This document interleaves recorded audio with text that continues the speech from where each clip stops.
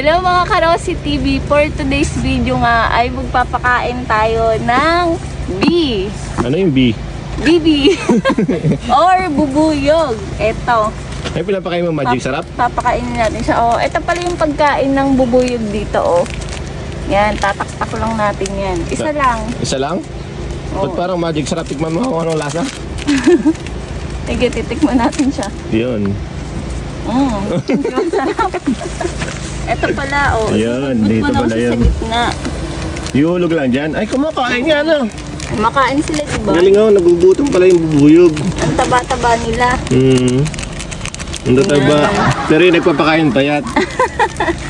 Eh, pagkatapos niyan, isasarado mo na uli. Ganun lang pala yun. Oo, tas hindi to. Ibubukas mo na to kasi sinarado ko yun. Ibubukas mo na yun. Buksan mo, sige nga.